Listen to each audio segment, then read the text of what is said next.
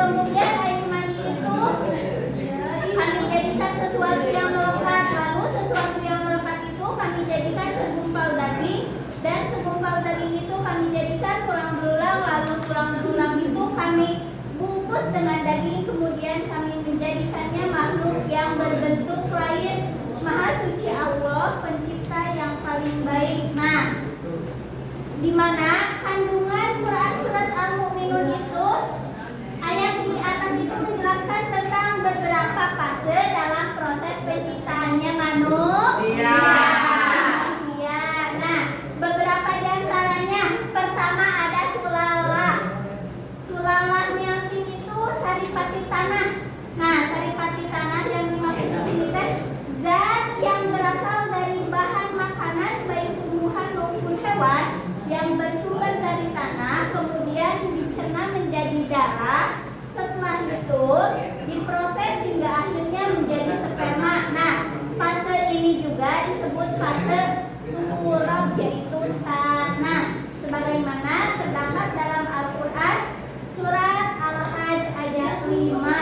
Nah, kemudian yang kedua itu ada nutfah. Nutfah itu air mani. Nah, mana asal kata nutfah itu berasal dari air mani. Setes yang dapat membasahi. Dalam tafsir Al-Misbah, yang dimaksud dengan nutfah adalah pancaran mani yang menyembur dari alat kelamin pria yang mengandung sekitar 200 juta benih manusia, tetapi yang berhasil dengan bertemu dengan opung wanita hanya satu saja. Nah, ketiga itu ada alaqah. Alaqah itu segumpal darah. Nah, diambil dari kata alaqah, artinya sesuatu yang membeku atau bergantung atau bertempat, sehingga dapat diartikan sebagai sesuatu yang bergantung di dinding rahim. Keempat ada mudghah. Apa artinya mudghah? Segumpal daging. Segumpal daging. Darah dari udara lalu menjadi segumpal daging. Nah, dalam ilmu kedokteran, ketika sperma pria bergabung dengan sel telur wanita, maka intisari bayi yang akan lahir terbentuk. Sel tunggal yang dikenai sebagai zigot dalam ilmu biologi ini akan segera berkembang biak dengan membelah diri hingga akhirnya menjadi segumpal daging. Nah, yang kelima ada idom atau tulang atau kerangka.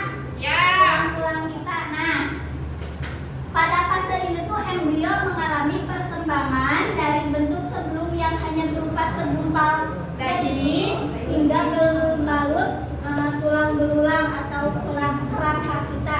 Keenam ada Isa al-idgham bil lahmi, yaitu penutup tulang dengan daging atau otot. Nah, di mana ini sudah akan menjadi bayi. Nah, pengungkapan ini, fase ini dengan kata kisah yang berarti membungkus, dan lahem adalah daging.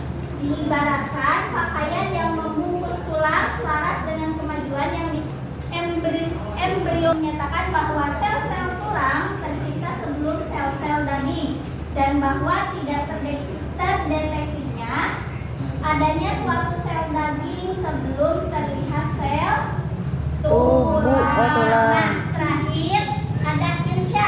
Insya itu apa? Mewujudkan makhluk lain.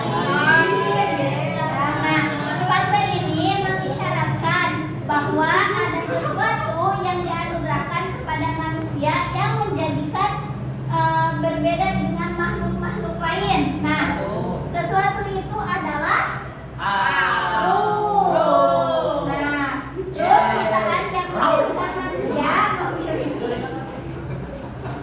Jangan ketawa dulu. Emang gorengnya suka aktif sih dia mah. Pak